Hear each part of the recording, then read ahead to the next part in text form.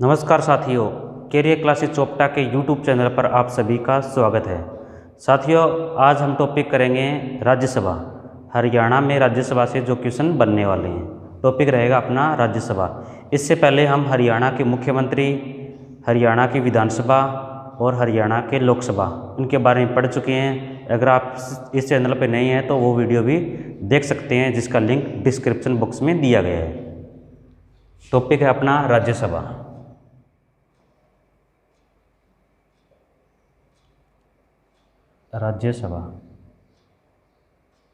राज्यसभा इस टॉपिक के बाद में हम आपसे कुछ क्वेश्चन पूछेंगे, ताकि आपको एक रिवीजन हो जाए। जितना कुछ कराया है उसका आपको रिवीजन हो जाए। आप इसका आंसर ज़रूर दीजिएगा और वीडियो के लास्ट तक बने रहिए।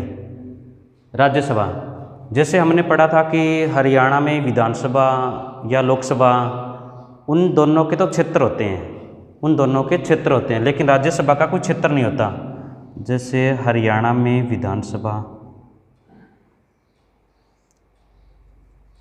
लोकसभा, एक राज्यसभा, इनके जो सदस्य होते हैं इनको बोलते हैं हम एमएलए, इनके सदस्य को बोलते हैं एमपी, इनके सदस्य को बोलते हैं एमपी। ये एमपी राज्यसभा के हैं, ये एमपी लोकसभा के हैं। इन दोनों का क्षेत्र है, इन दोनों का क्षेत्र होता है, अपना अपना एरिया होता है। और इन दोनों के सदस्य जनता द्वारा चुने जाते हैं, जनता द्वारा चुने जाते हैं। लेकिन इनके सदस्य जनता द्वारा नहीं चुने जाते। जब भी एमएलए या एमपी के चुनाव आते हैं तो जनता उनको वोट देकर के आती है। तो ये दोनों सदस्य एमएलए और एमपी ये जनता द्वारा चुने जाते हैं। और राज्यसभा का सदस्य जनता द्वारा नहीं चुने जाते, इनका अपना क्षेत्र नहीं होता। इनको कौन चुनता है फिर? इनका चुनाव कौन करता है? इनका चुनाव करते हैं ये एमएलए, इनका चुनाव करते हैं एमएलए। इनका चुनाव किया जाता है विधानसभा के सदस्यों द्वारा।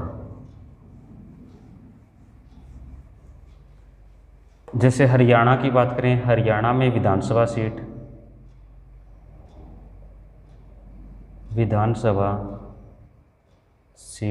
90 और ये सदस्य राज्यसभा सदस्य। हरियाणा में राज्यसभा सदस्य कितने हैं? 5। और विधानसभा के सदस्य कितने हैं? 90। ये 90 इन राज्यसभा के सदस्यों का चयन करते हैं। बहुत ही कम बच्चों को पता है कि राज्यसभा के सदस्यों का चयन कैसे किया जाता है। आज आपको अच्छी तरह से समझ में आ जाएगा, कोई भी डाउट नहीं रहेगा इस वीडियो में कि राज्यसभा के सदस्य कैसे चुने जाते हैं। पहले हम पढ़ लेते हैं कि वर्तमान में वो कौन कौन से सदस्य हैं जो वर्तमान में आप राज्यसभा के सदस्य हैं। 5 सदस्य कौन कौन से हैं जो राज्यसभा के हरियाणा की तरफ से? एक है doctor Subhash Chandra, doctor Subhash Chandra. Doctor Subhash Chandra जो भी राज्यसभा के सदस्य हैं, एक तो इनकी पार्टी कि किस पार्टी से हैं, दूसरा इनका कार्यकाल, डॉक्टर सुभाष चंद्रा ये किसी पार्टी से नहीं है, ये निर्दलीय।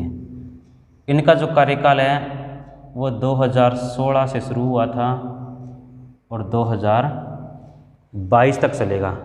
राज्यसभा के सदस्यों का कार्यकाल 6 साल के लिए होता है। ये इनका सदस्य का कार्यकाल स्थायी, कि एक बार जो बन गए तो वो 6 साल तक बने रहेंगे, चाहे केंद्र में सरकार किन्हीं की हो, राज्य में सरकार किनकी हो, एक बार बन गए तो वो 6 साल तक बने रहेंगे।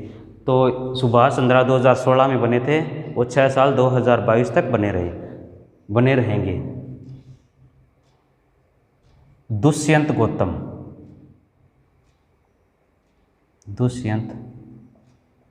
गौतम ये बीजेपी पार्टी से हैं। इनका कार्यकाल 2020 से लेकर के 2022 तक, 2020 से लेकर के 2022 राज्यसभा के सदस्यों का कार्यकाल 6 साल के लिए होता है। लेकिन इनका कार्यकाल 2 वर्ष कैसे आया ये समझिए। इनसे पहले इनमें एक सांसद थे चौधरी वीरेंद्र सिंह, हरियाणा राजनीति के ट्रेजडी चौधरी वीरेंद्र सिंह। उनका कार्यकाल चलना था 2016 से लेकर के 2022 तक, 16 से लेकर के 22 तक।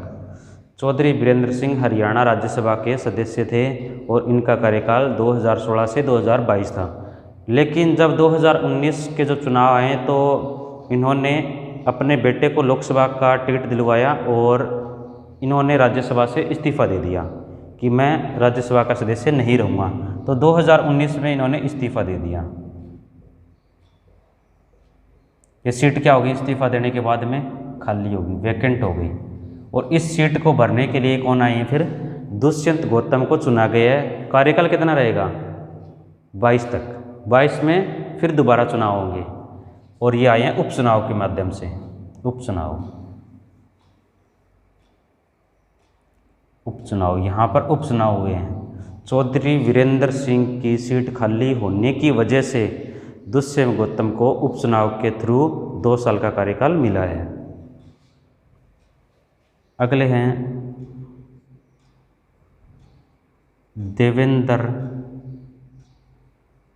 देवेंद्र पाल वत्स, डीपी वत्स।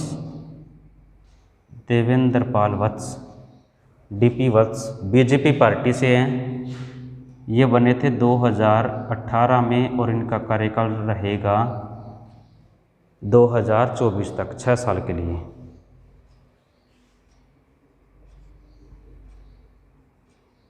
रामचंद्र जांगड़ा,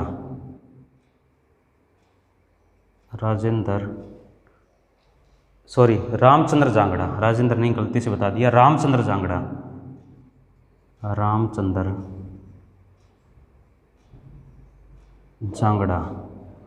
रामचंद्र जांगड़ा बीजेपी पार्टी से। ये बने हैं 2020 में ही। अभी पीछे लोकसभा के इलेक्शन हुए थे, उसमें से निर्विरोध चुने गए थे दुष्यंत गौतम, रामचंद्र जांगड़ा और दीपेंद्र सिंह हुड्डा। 2020 से लेकर के 2026 तक। दीपेंद्र हुड्डा भूपेंद्र सिंह हुड्डा के पुत्र हैं। दीपेंद्र सिंह हुड्डा कांग्रेस पार्टी से और इनका कार्यकाल भी 2020 से लेकर के 2026। तो वर्तमान में साथियों राज्यसभा के 5 सदस्य ये हैं और एक बार आप इनका स्क्रीनशॉट ले लीजिए, फिर हम पढ़ेंगे कि इनका चयन कैसे होता है, कैसे बने जाते हैं।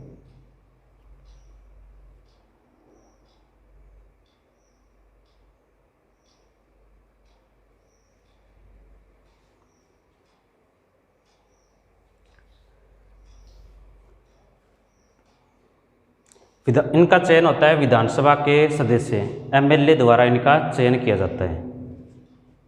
उनके लिए देखिए फॉर्मूला समझिए कि कैसे इनका चयन किया जाता है। हरियाणा के अंदर जो विधानसभा के सदस्य हैं वो किस किस पार्टी से हैं, बीजेपी, यहाँ पर लिख देता हूँ मैं,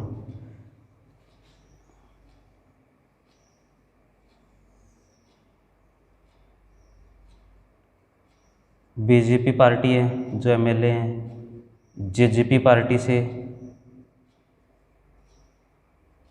कांग्रेस पार्टी से और बाकी मैं कर देता हूँ अन्य। कितने कैंडिडेट हैं, 40, कितने 10, कांग्रेस के 31 और अन्य 9। हालांकि फ़िलहाल ये एक सीट खाली हो चुकी है।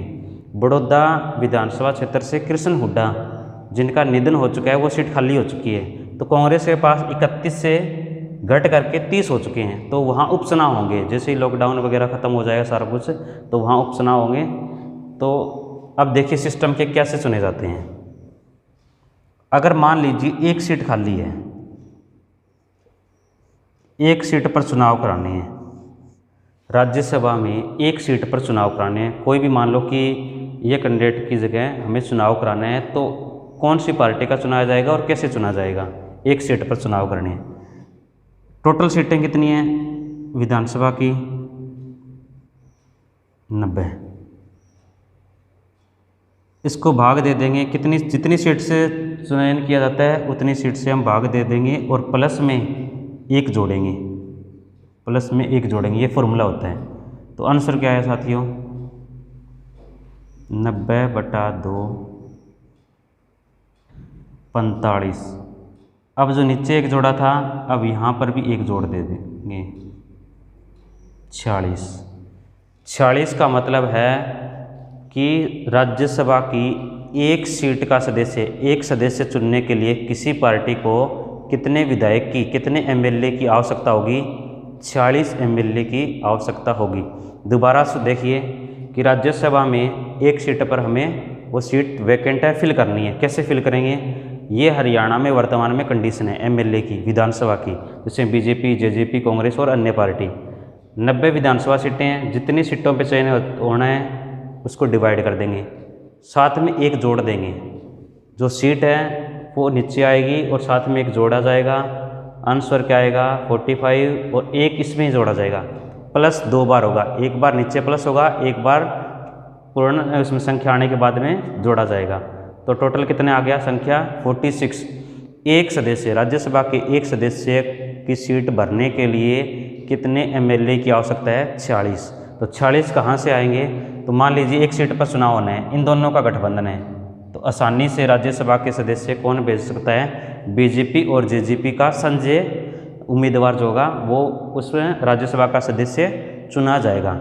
अब मान लीजिए कि हमें 2 सीट पर चुनाव करने हैं, जैसे मान लो सन आ गया अपना, आज 2020 चल रहे हैं, 2022 आ गया, मैं बात कर रहा हूँ 2022 की, आगे की 2022 सन आ गया, और 2022 में आप ध्यान से देखिए कि कितनी सीट वैकेंट होनी है, 2022 में कितनी राज्यसभा की सीट खाली होनी है जिस पे चुनाव होनी है।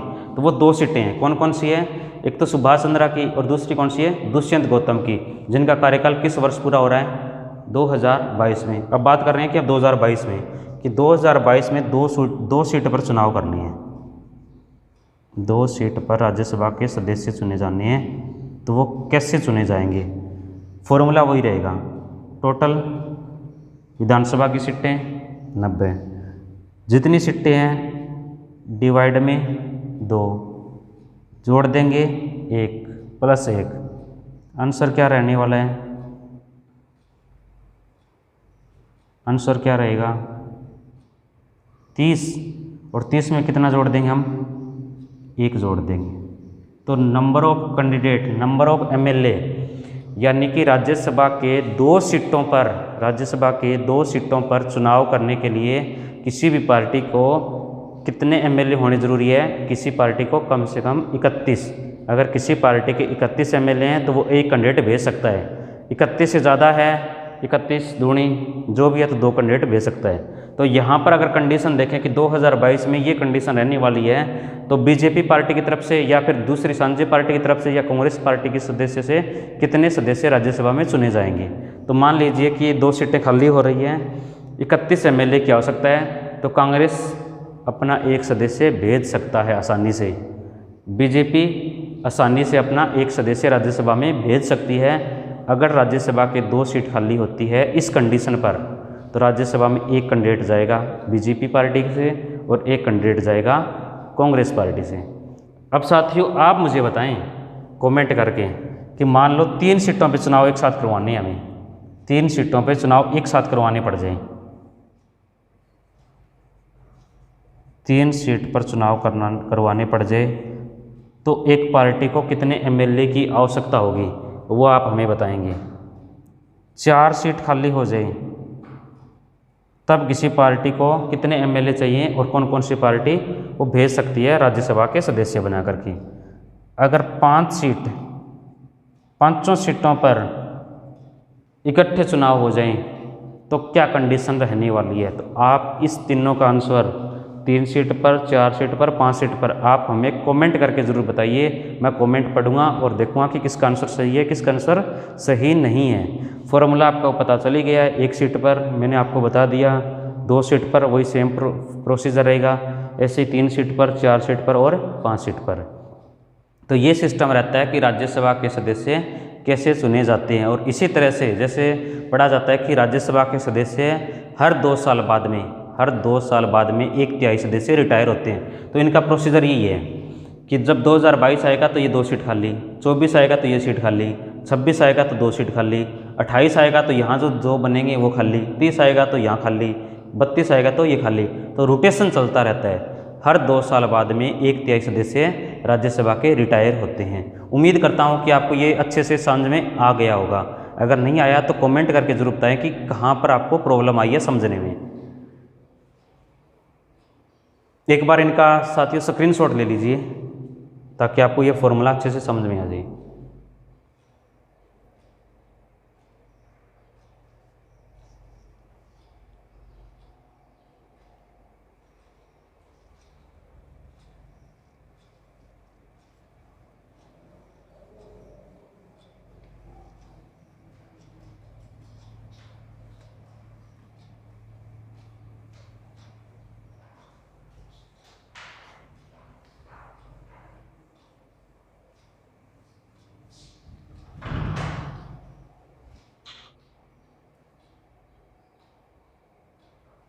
हरियाणा की पहली महिला राज्यसभा सांसद कौन बनी थी?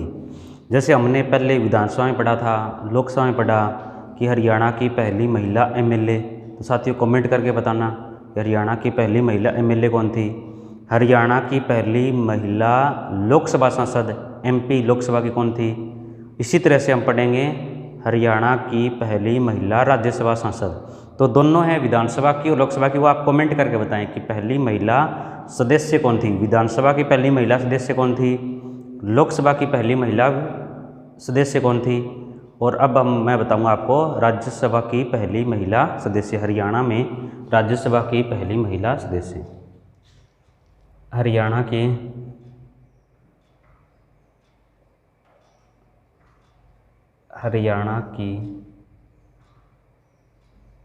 पहली महिला हरियाणा की पहली महिला राज्यसभा सांसद या एमपी, राज्यसभा एमपी। तो उनका नाम है साथियों विद्या बेनीवाल। उनका नाम है विद्या बेनीवाल।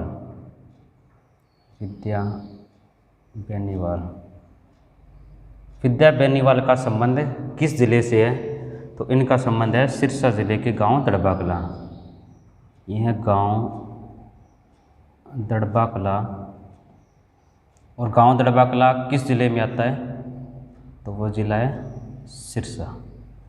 दड़बा कला गाँव आता है सिरसा ज़िले में। इनका कार्यकाल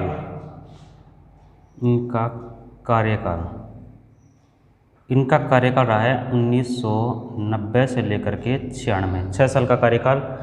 और ये जो सदस्य चुने गए राज्यसभा के, किस पार्टी से चुने गए हैं? इनकी कौन सी पार्टी थी जिससे ये राज्यसभा के सदस्य चुने गए हैं? तो वो पार्टी थी जनता दल पार्टी।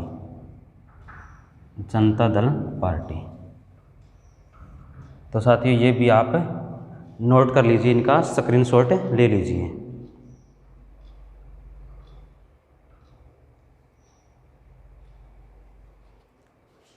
अब हम करेंगे जितना आपको करवाया है वो क्वेश्चन। मैं आपको क्वेश्चन दूंगा तो आप कमेंट करके ज़रूर बताना कि इसका आंसर क्या रहने वाला है।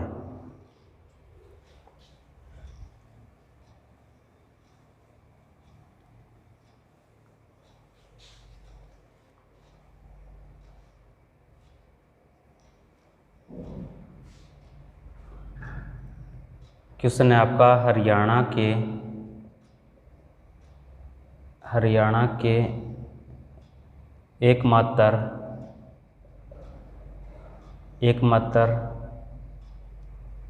ऐसे व्यक्ति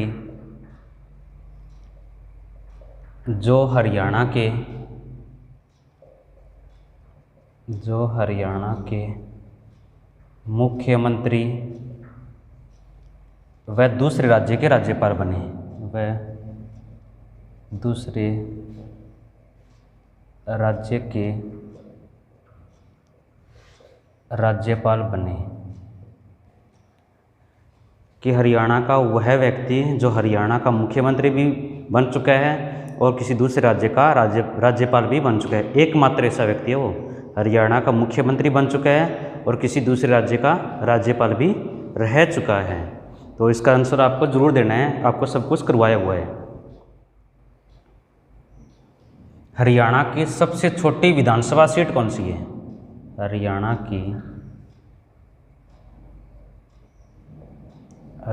की सबसे छोटी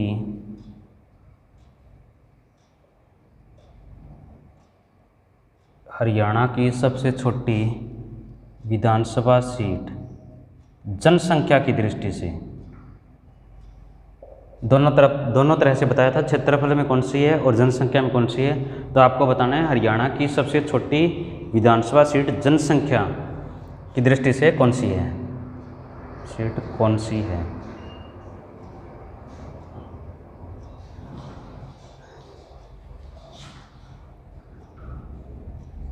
हरियाणा की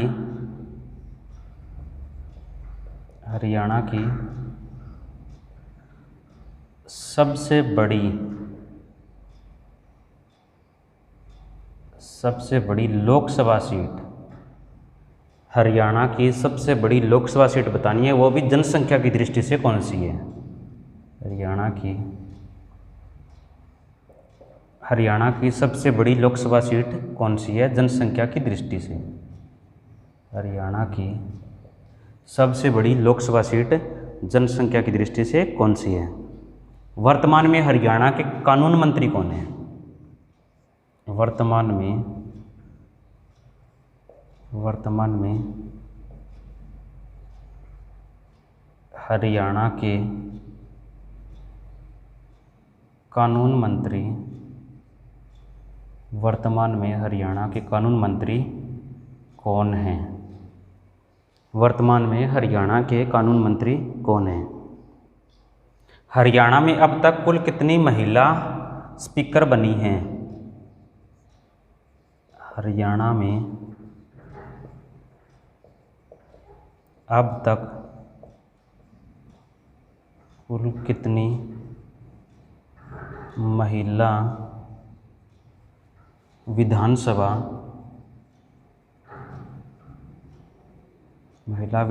स्पीकर कह दो या अध्यक्ष कह दो। हरियाणा में अब तक कुल कितनी महिला विधानसभा स्पीकर या अध्यक्ष बनी हैं? हरियाणा में अब तक कुल कितनी महिला विधानसभा स्पीकर या अध्यक्ष बनी हैं?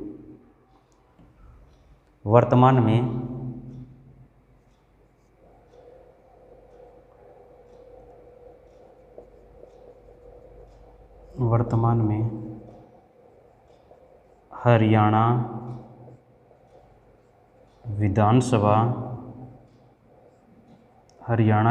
स्पीकर की, वर्तमान में हरियाणा विधानसभा स्पीकर की विधानसभा सीट कौन सी है? विधानसभा सीट कौन सी है? वर्तमान में हरियाणा विधानसभा स्पीकर की विधानसभा सीट कौन सी है? हरियाणा की पहली क्षेत्रीय पार्टी थी विशाल हरियाणा पार्टी। हरियाणा की पहली क्षेत्रीय पार्टी थी विशाल हरियाणा पार्टी। विशाल हरियाणा पार्टी का विलय भारतीय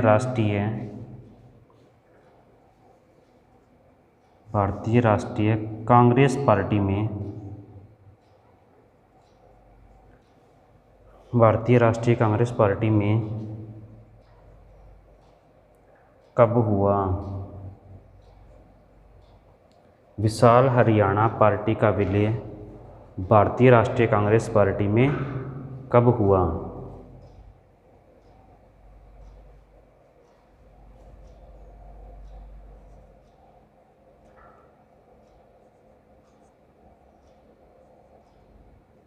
चौधरी भजनलाल का निधन किस वर्ष हुआ? किस वर्ष हुआ? चौधरी भजनलाल का निधन किस वर्ष हुआ?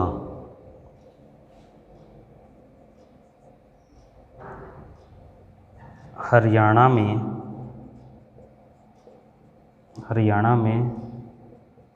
न्याय युद्ध की शुरुआत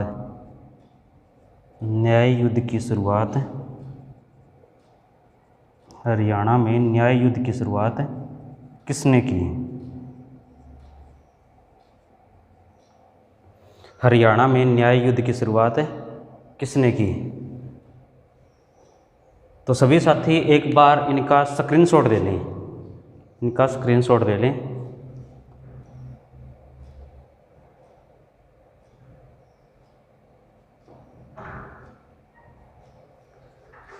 अब आपको 9 क्वेश्चन दिए गए हैं, इन 9 के 9 आंसर आप दे पाओगे ऐसे मैं उम्मीद करता हूँ।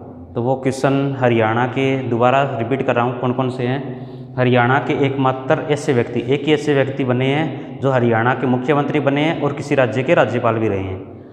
हरियाणा की सबसे छोटी विधानसभा सीट बतानी है आपको जनसंख्या की दृष्टि से कौन सी है।